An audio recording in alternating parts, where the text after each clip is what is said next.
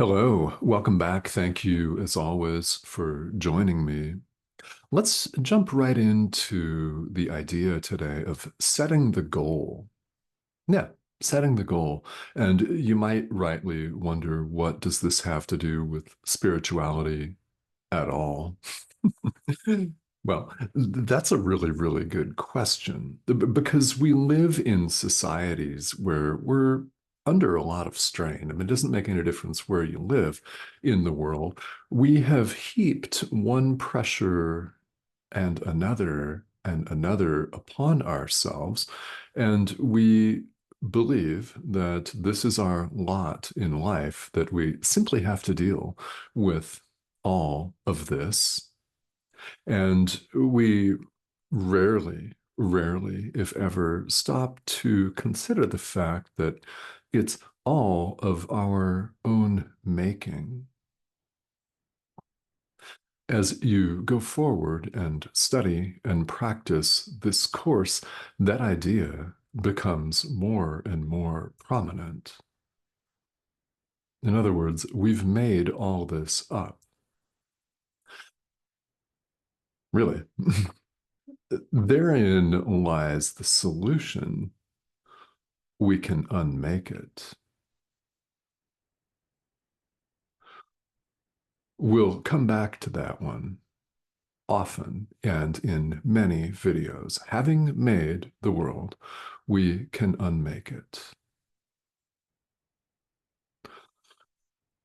So here, as we run around and we have our call schedules and our emails and all of our appointments that we have booked, as we really pretty much race about, often frantic, overwhelmed, and with a pit in our stomachs, sometimes of nausea, of dread, of apprehension. I don't know. I mean, I don't know.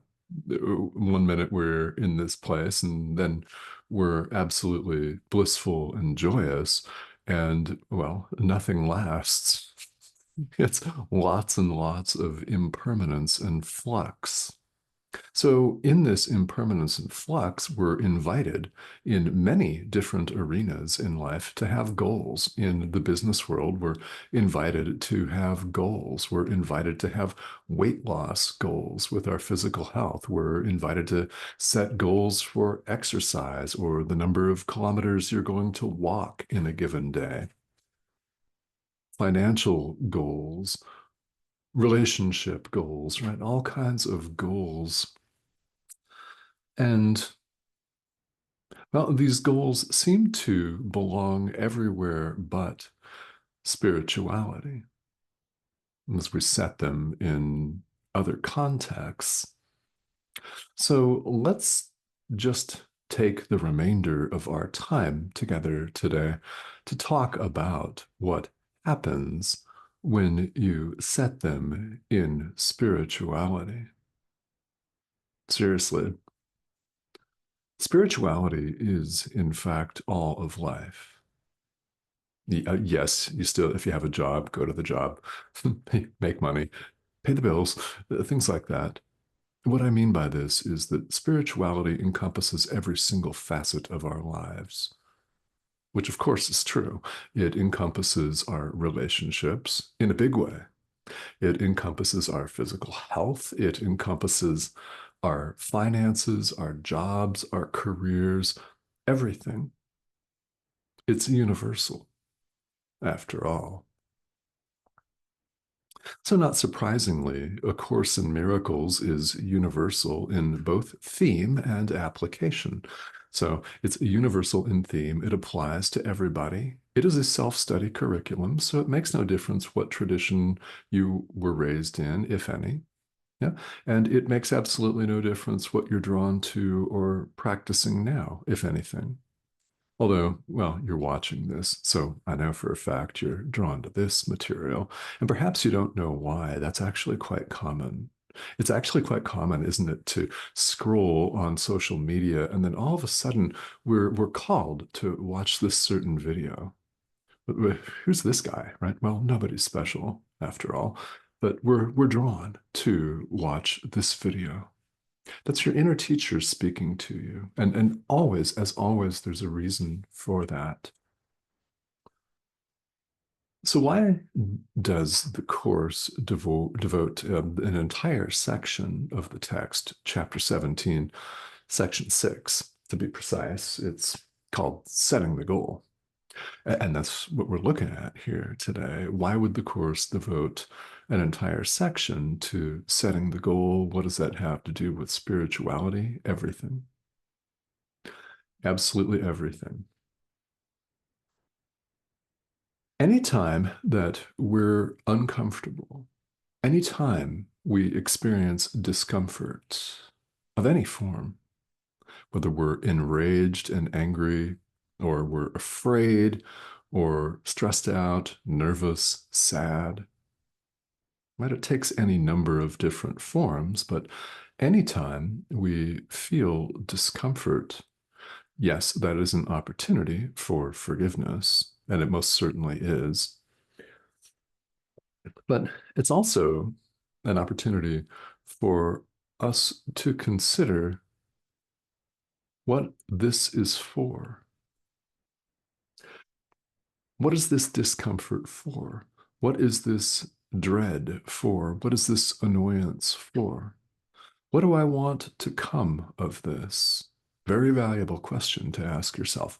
What do I want to come of this situation that's making me uncomfortable? What do I want to come of this situation that's making me sad or that makes me feel like I have a pit in my stomach and I don't want to go forward, though I know I have to go forward because I can't go back? Anyone relate to that? Yeah. What is this for? What do I want to come of this situation?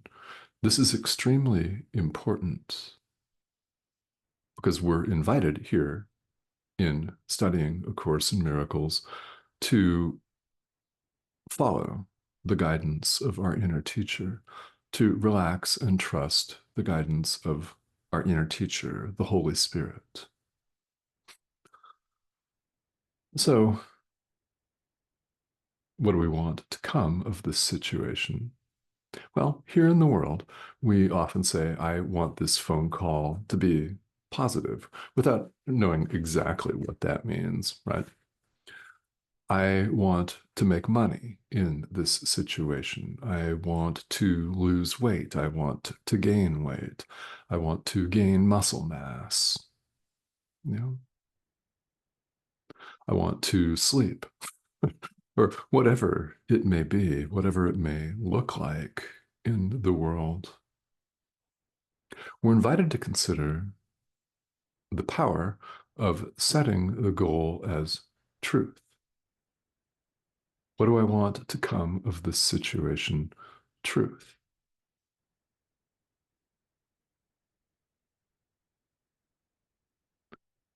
What do I want to come of this situation? Peace. Hmm. What do I want to come of this situation? Union, joining with my brother, really joining. What do I want to come of this situation? God, peace, the peace of God, truth. We're invited to want the peace of God and nothing else. It's a prominent idea in the Course, which is precisely why it is one of the workbook lessons, one of the ideas that we study, and then more importantly, we go forth and put into practice. Why is that an important goal to have? Well, first of all, it's what we all want deep down. We all do want the peace of God. It's why we're on the spiritual path in the first place. So I think we can all rest comfortably assured of that. Really, whether we think about it consciously or not, well, now you get to do that. But whether you're consciously aware of it or not, we're seeking the peace of God all the time. And we happen to be seeking it in what appear to be external events in our business relationships, in what we call special, exclusive relationships in the world, things like that. We're looking for it everywhere. This course invites you to look for it where you can really find it. Within. Where else? So, does this bring discomfort? Yes. What is this discomfort for? True forgiveness. It's an opportunity to consider what you want to come of the situation and set the goal at the outset. This is where it belongs. This is totally spiritual, and it applies to all aspects of your life. When we set the goal at the outset, it brings all of the means in line to accomplish the goal. The goal is truth, the Holy Spirit. And we might look at it and say, okay, circumstance, yeah, the Holy Spirit brings all of the means into line. Why? We set the goal clearly at the beginning, at the start. What is the goal of this relationship? Truth. What is the goal of this business? Truth. I mean, yeah, it's yeah, to make money and things. Let's start from the start here. What is the goal of this truth? When we set the goal at the outset, the means fall in line. We continue to do as instructed by the Holy Spirit. Of course, it's not enough just to set the goal and do nothing. We find that's really quite impossible. We may try it for a while, but when we experience the same old thing over and over again, we recognize that the ego has crept back in there, wanting us to stay what it deems to be comfortable. Yet it's exactly the state of discomfort that we were all in when we sought the spiritual path in the first place. So, of course, our so-called comfort zones in the world are extraordinarily uncomfortable, and eventually they become so uncomfortable that we move away from them. That's why we're on the path.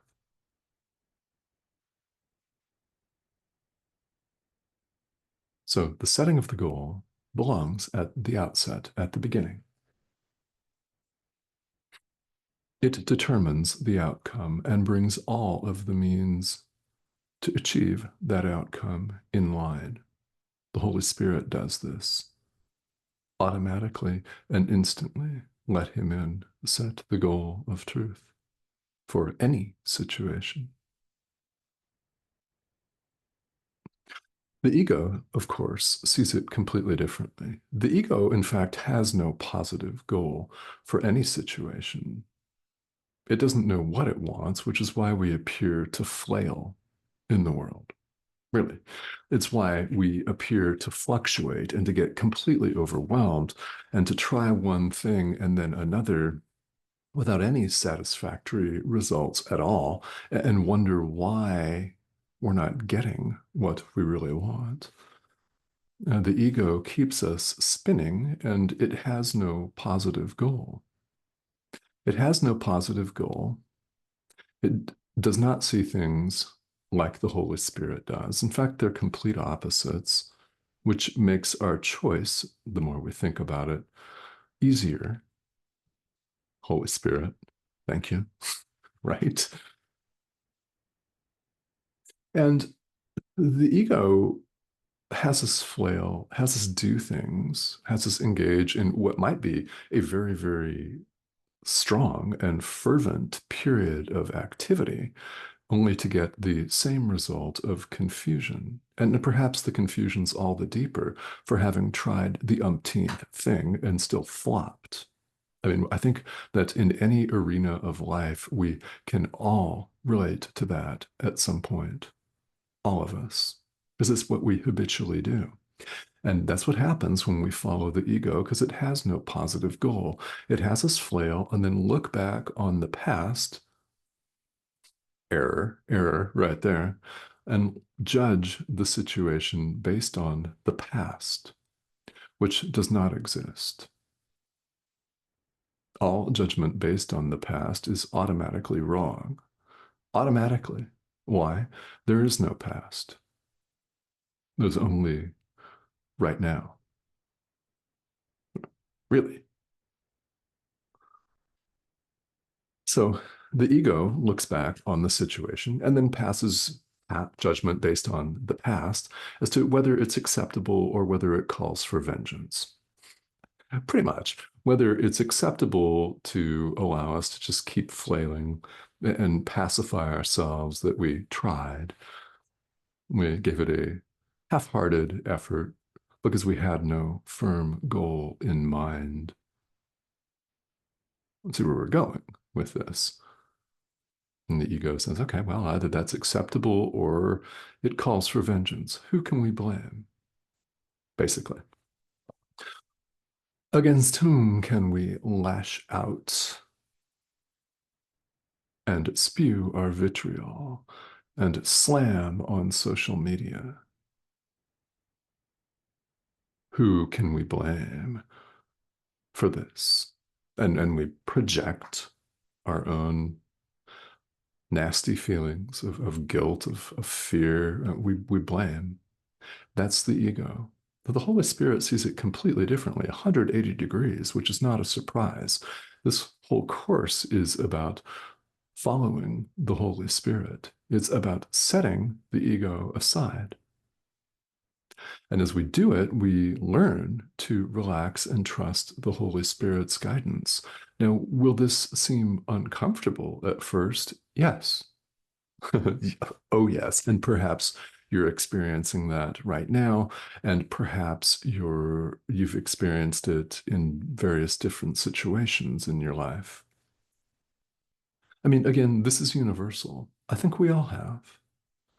Yeah, we all have. Things can seem to be really uncomfortable when you exchange one goal for another. When you exchange the goal of confusion, the ego, seek but do not find, for the goal of the Holy Spirit, truth. Setting the goal at the outset always brings the means in line, always. So we experience the ego's resistance. That is what happens anytime we feel uncomfortable, which, as we know, is an opportunity to bring our awareness to this discomfort and forgive. Rinse, repeat, bring our awareness to this discomfort, however great or small it may appear. It's uncomfortable. It's an opportunity to forgive, and we rinse, repeat.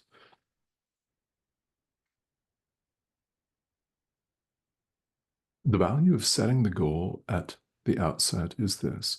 We will perceive every occurrence on the path as a means to make it happen. Very powerful. Set the goal at the outset, and you'll perceive everything that happens as a means to make it happen. It's purpose. You have purpose.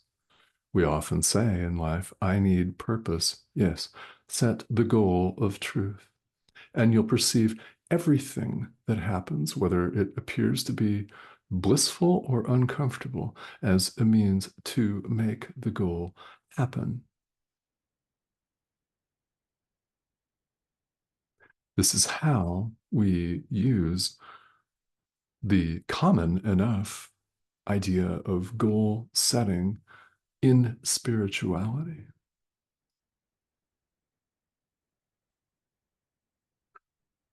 When we perceive everything that happens as a means to make the goal happen, we will overlook all of the obstacles that arise. And they do arise, of course. But we look past them, we look beyond them. We can brush them aside, set them aside, forgive, release, set them aside, forgive, release. Because we can count on the fact that we're going to experience resistance, and it may seem to be extraordinary resistance. But we, having set the goal of peace, will perceive everything that happens as a means to make that happen. Does that mean a forgiveness opportunity for us? In one moment, yes, it may mean exactly that. Does it mean being grateful and relaxing and enjoying this moment of bliss and joy? Yeah, it might mean that, because in 5 minutes along might come another forgiveness opportunity, and often it's sooner than that when you really think about it.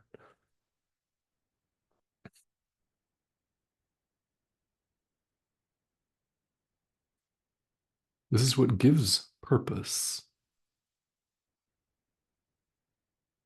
Our setting the goal at the outset makes everything that we do, everything that we think, all of our forgiveness opportunities, everything that happens makes it meaningful.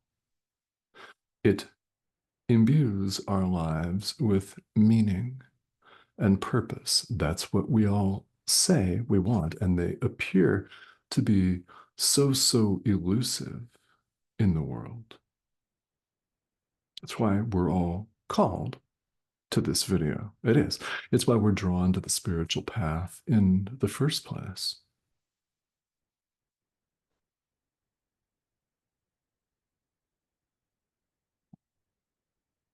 Setting the goal makes it meaningful, gives purpose. Set it at the outset. So anytime you experience discomfort, ask, what is this for?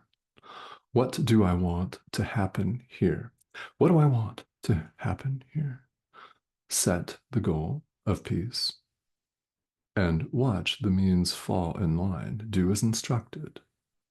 The Holy Spirit will guide you and show you what to do and what to say.